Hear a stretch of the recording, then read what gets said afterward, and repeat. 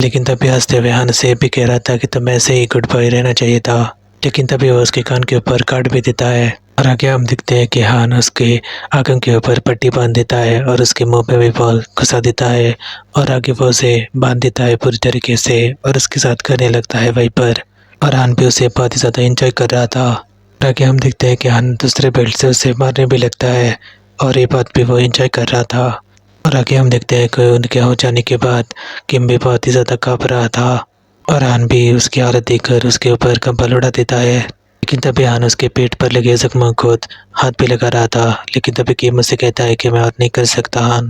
लेकिन तभी उसकी बात सुनने के बाद हान भी उसे कहता है कि मुझे माफ़ कर दो, मैं तुम्हारे साथ ये नहीं करना चाहता था, लेकिन मुझे अफरेड फील हो रहा था कि मैं तुम्हें खो दूँगा।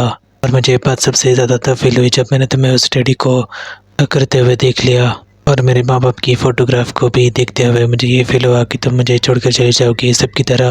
और आगे हान उसे इमोशनल करे कहने लगता है कि मैं फिर से अकेला नहीं रह सकता, मैं ये चीज़ हैंडल नहीं कर पा रहा हूँ।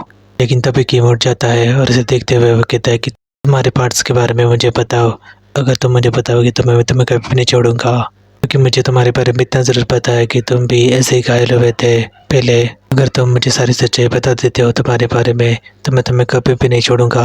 आगे की मुझसे कहने लगता है कि जब तक तुम्हारा जो ये पास्ट है जो तुम्हें तकलीफ़ दे रहा है वो मुझे भी तकलीफ़ दे रहा है, और अगर ऐसे चलता रहा तो हम दोनों का रिलेशनशिप नहीं रहेगा। और आगे की उसके करीब आकर उससे किस करता है और उसे कहता है कि मैं तुम्हारा फैन समझता हूँ हान, और अगर तुम मुझसे सचमुच में प्यार करते हो तो तुम्हें भी इसके बारे में सोचना पड़ेगा कि कैसे हम हमारे रिलेशनशिप को बचा सकते हैं। और आगे हान किम को बताने लगता है कि वो जो टेडी बेयर है वो मेरी माँ ने मुझे गिफ्ट दिया था क्रिसमस गिफ्ट के तौर पर, और वो देते वक्त मुझे मेरी माँ ने कहा था कि वो मेरे साथ नहीं रहने वाली, वो टेडी बेयर ही रहेगा मेरे साथ।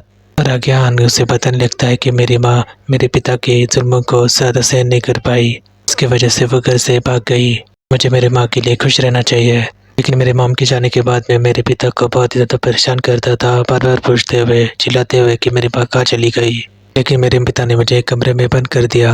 और आगे हान उसे बताने लगता है कि जब से तुम मुझे मिले हो मुझे ऐसा ही लगता है कि तुम वही टेडी बेयर हो जो हमेशा मेरे साथ ही रहा करता था, जिसे मैं खोना नहीं चाहता था। मुझे अकेले रहने से डर लगता है, मुझे ऐसा लगता है कि तुम भी मेरी माँ की तरह मुझे छोड़कर चले जाओगे।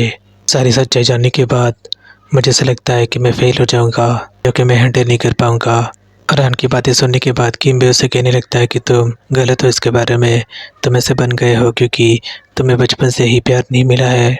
और आगे किम हान से कहता है कि आगे से हम इसके बारे में जानने की कोशिश करेंगे और मैं तुम्हें नहीं छोड़ूंगा। और आगे फिर से किम उसके करीब आकर उसे किस करने लगता है और हान भी उसे किस करता है।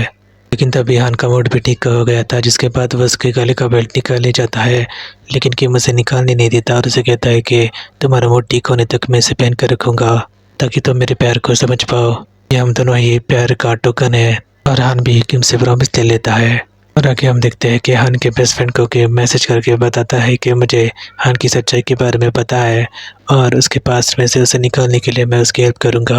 और उसका मैसेज पढ़ने के बाद हान का दोस्त भी कहता है कि आखिरकार उसके पास के बारे में तुम्हें पता चल गया और अब तो तुम उसकी हेल्प भी करना चाहते हो, आखिर तुम कितने इनोसेंट हो। लेकिन तभी आगे हम देखते हैं कि हान का बेस्ट फ्रेंड उसे कॉल करके बताता है कि हमें एक साथ ड्रिंक करनी चाहिए। और आगे हम देखते हैं कि हान उसके साथ ड्रिंक करने के लिए वहीं पर आ जाता है उसी क्लब में। लेकिन तभी वो से कहता है कि मैं यहाँ पर इसलिए आया हूँ क्योंकि तुमने चाहता था, तुमने कहा था कि तुम्हें मुझसे कुछ इंपॉर्टेंट बात करनी है। लेकिन तभी उसका दोस्त भी उसे कहता है कि तुम वापस जाना चाहते हो किम की हेल्प करने के लिए, मतलब उसका ख्याल रखने के लिए। क्या तुम भूल गए कि तुम पूरी रात रहा करते थे इसी क्लब में ड्रिंक करते हुए, तुम आखिर अभी अभी तो यहाँ पर आए हो और जाने की बात कर रहे हो।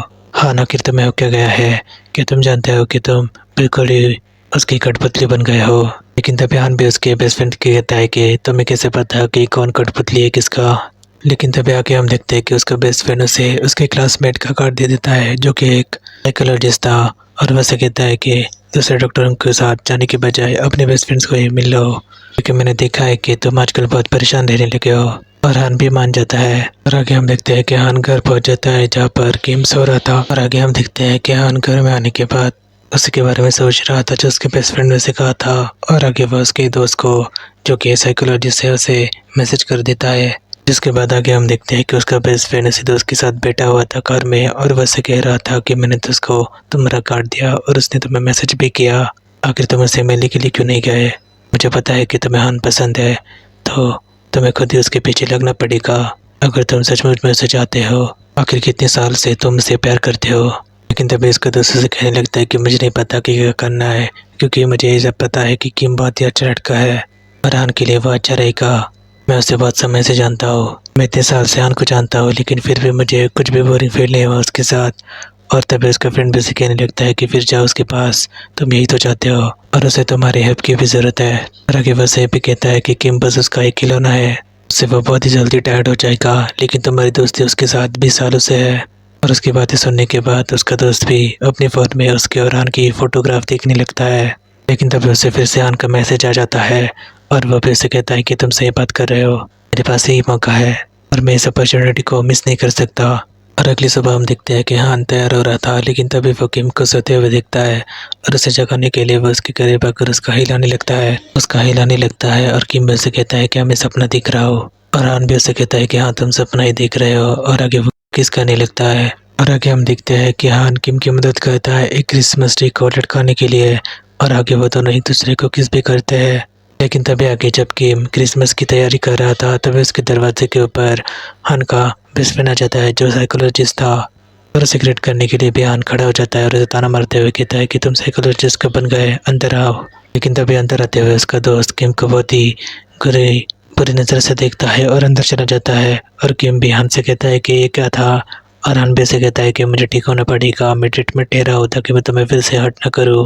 और आगे हम देखते हैं कि हान थेरेपी लेने के लिए अंदर कमरे में आ जाता है, जहाँ पर उसका बेस्ट फ्रेंड उसे मसाज कर रहा था और वैसे ये कह रहा था कि तुम बहुत ही ज़्यादा स्ट्रेस में दिख रहे हो। और अनबे से कह रहा था कि हाँ आजकल मैं बहुत ज़्यादा स्ट्रेस में हूँ, क्योंकि मैंने एक शादी का प्रपोजल रिफ्यूज़ कर दिया, इसकी वजह से मेरे डैड मुझ पर काफ़ी ज़्यादा गुस्सा थे। और आगे उसका दोस्त उसे मसाज करते हुए उसकी तरफ उसकी बातों से अटैच करने का उसको कोशिश करता है। और आगे हान की थेरेपी कंप्लीट होने के बाद किम भी उसे उसके बेस्ट फ्रेंड के बारे में पूछता है कि वो कैसा है, उसके साथ उसका रिलेशनशिप क्या है। और अनबे से बताता है कि वो मेरा बेस्ट फ्रेंड है बचपन से ही और नेबर भी है, हम दोनों एक साथ ही पढ़े हुए हैं।